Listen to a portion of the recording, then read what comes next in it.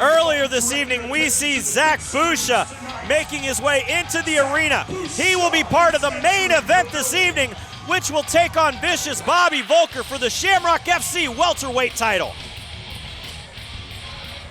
But coming up next, it is Spencer Cox. He will be taking on Clay Shaft. All right, let's bring out our next bout of the evening, Spencer Cox. Making his way to the cage via Kansas City, Missouri, it is Spencer Cox out of Brass Boxing. He comes from a whole family of boxers and says that for this camp, everything was about the overall game plan and the fundamentals of fighting. He said the team of Brass Boxing trains together. They all had upcoming fights, and that's what pushed him into this. It was that team atmosphere and the team feel. Yeah, it's definitely helpful when you're training for a fight and the rest of your teammates are training for a fight. Everybody's there, nobody's missing out, everybody's helping each other get ready.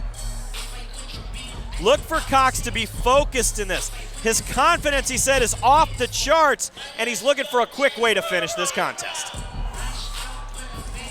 Let's bring out his opponent tonight, Clay Shaft.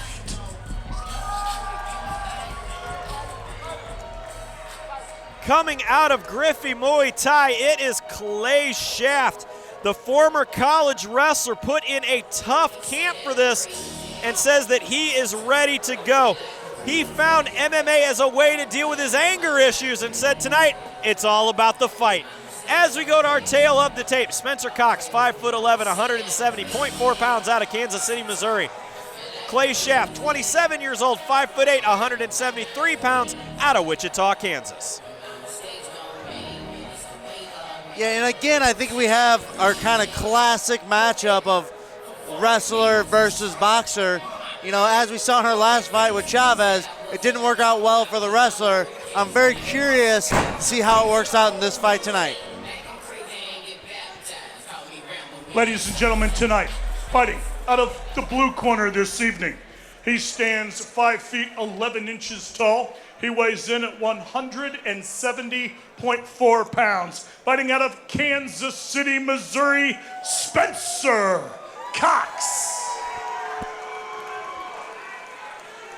His opponent tonight, fighting from across the cage out of the red corner this evening. He stands 5 feet 8 inches tall. He weighs in at 173 pounds. Fighting out of Wichita, Kansas, Clay Shaft.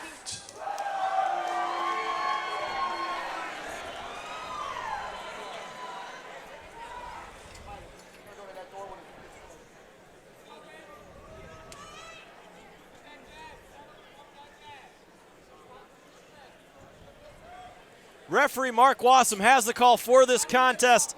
It is the striker versus grappler. Here we go. First thing you notice here is the definitive body composition difference coming out of Clay Shaft. Much more muscular, eats a few on the way in, getting that big takedown. Yeah, Shaft has a pretty typical wrestler's body, short, stocky, very muscly, very compact and powerful.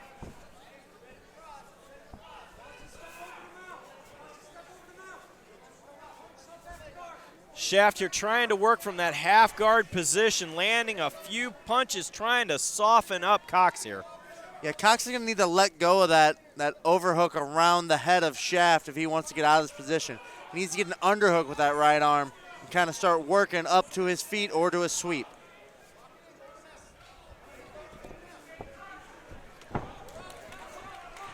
Nice move there. Is he going to let him up? No, he's going to stay pressured. Oh, Big nice hands. right hand.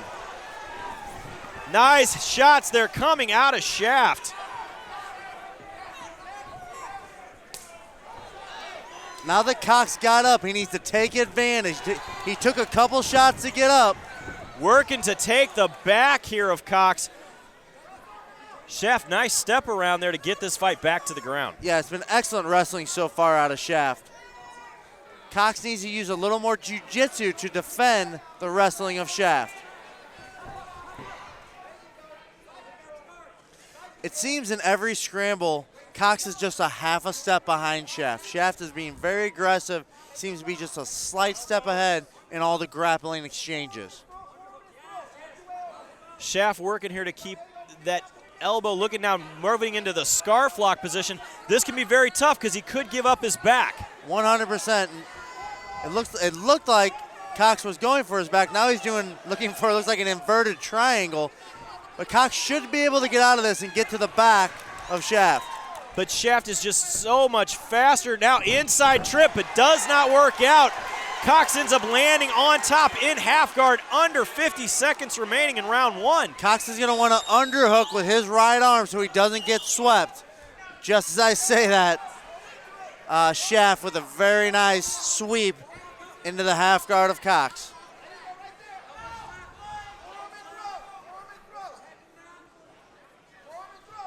Shaft playing that head position, then using the forearm to control the head of Cox. Again, takes his back. Oh, that's under the chin. Flattens him down. Good job by Cox trying to fight the hands of Shaft. Very tough, or very difficult to finish this choke with only one arm. 10 seconds remaining. Can Cox survive?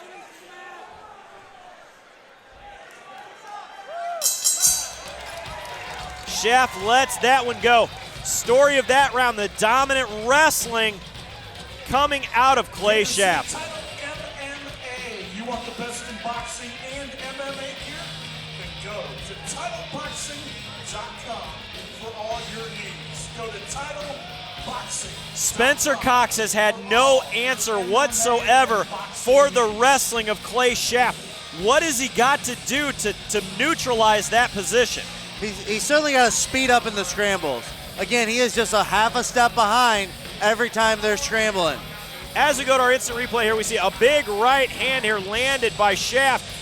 Again, it was the control there and the hands throwing. Vodka, which is locally crafted and small. Ask a server to try it today or go out front and get one. Clear 10 vodka.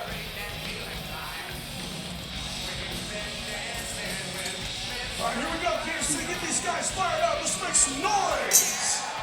Round 2 underway.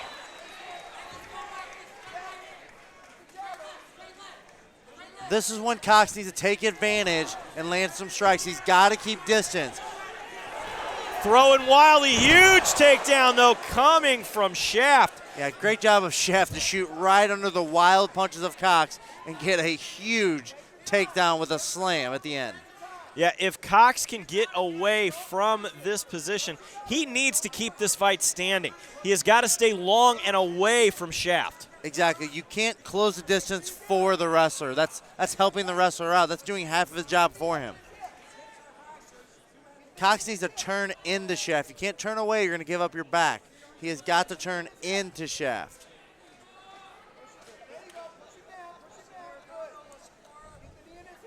So Shaft might be taking a little breather while he's on top, controlling position, getting a little breather. He's been doing a lot of wrestling, which is, even for a college wrestler, is exhausting.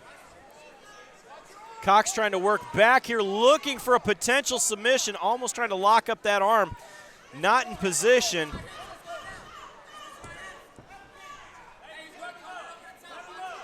This could be a big one here coming from Shaft, measuring up, slides into side control.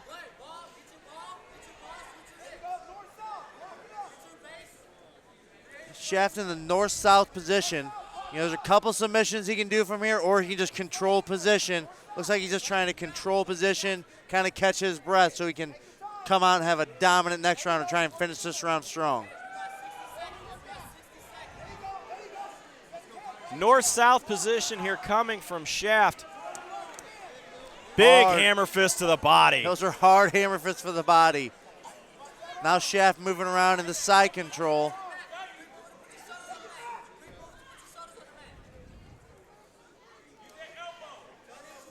Nice pressure on the top coming out of Shaft. Now starting to land those hammer fists, looking for the ground and pound. Cox trying to work his way back to full guard, trying to make something happen here. He just seems to be getting out-powered and out-wrestled on the ground. Absolutely, you don't want to wrestle the wrestler. Mounted position here from Shaft. Nice spin out there though coming from Cox. He's got to turn hard into Shaft. Again, the powerful wrestling of Shaft takes over in that position. Heavy punches here coming out of Cox.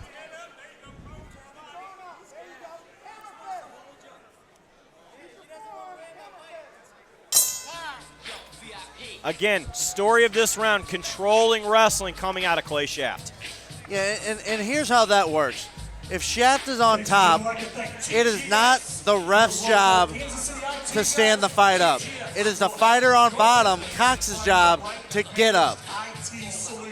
Can't rely on the ref to get you up. That is your job as a fighter if you're on bottom and you don't want to be there, to get up yourself. Absolutely. If you are in the corner now of Spencer Cox, obviously down 2-0, what have you got to do? He's got to keep his distance and land strikes. This fight hasn't been on the feet for more than 30 seconds combined the first 2 rounds. He's got to keep the fight standing to win this fight. What we will see here out of Shaft is how much has the wrestling taken out of him. Third and final round. Let's make some noise. Yeah, standing in his corner before the 3rd round, Shaft looks tired.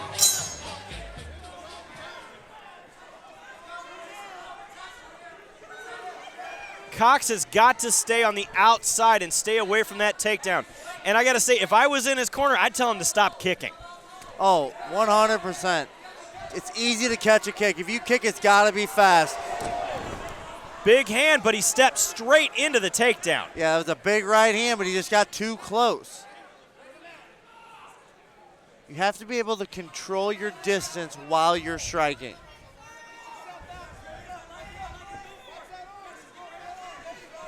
Looked like he was looking for a hip bump from the bottom there, but he wasn't in the correct position. He was on the wrong side in the half guard. Now he's looking for a Kimura. He's in a decent position for the Kimura. But he gives his back. See, he was on the wrong side. He had the wrong side half guard, was going after the wrong arm to Kimura. And again, every scramble, Shaft is dominating position and beating Cox to the position every single time. Literally the step over there, complete control, very tight body position coming out of Clay Shaft. But this is exactly what he wanted to do. He wanted to control the ground position. He's gotten this fight absolutely where he wanted to be every time as we are halfway through the 3rd and final round. Yeah, and I'd like to see Shaft be a little busier on top and try and finish this fight. You know, I want to see fighters attempt to finish the fight. You know, I'd like to see Shaft do a little bit more, but he's winning the fight. You know, it's not necessarily his job to press the action. It's Cox, the fighter who's lost 2 rounds, to press the action. It's his job. Yeah, as we are down to just over a minute remaining here, Cox almost trying to play that rubber guard game here, looking for a potential armbar. Not going to work in that position, though. Round, Kansas City. Let them hear ya. Again, another hip bump here coming from Spencer Cox. It's like he's transitioned into a Kimura, but being defended pretty easily by Shaft. Oh, it's potential. Nice roll away there coming from Clay Shaft, who again just jumps right on top, looking for almost a anaconda. It looked like it wasn't quite an anaconda, kind of a bulldog trying to take him down. Almost a modified cradle to take him down. Pushing heavy again there, though, to get into side control position with 10 seconds remaining in the 3rd and final round.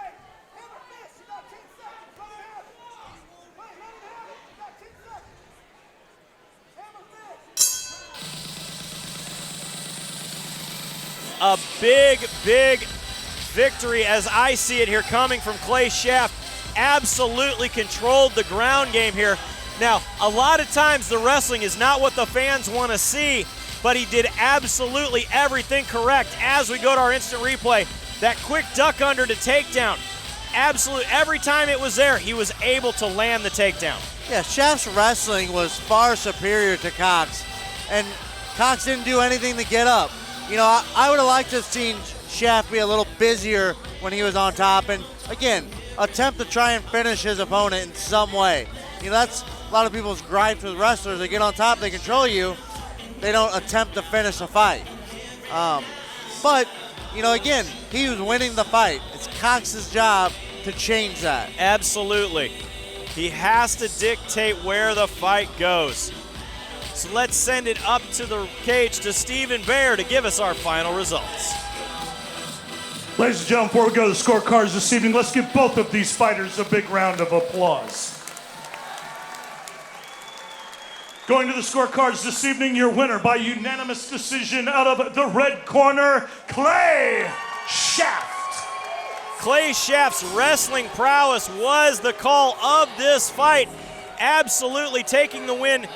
Literally landed takedowns at will. Yeah, the takedowns were phenomenal.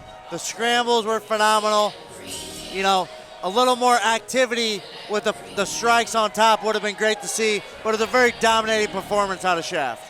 Absolutely, and we still have more action to come. Jeremy Johnson along with Kevin Angle, and we'll be right back right here at Shamrock Fighting Championships 289.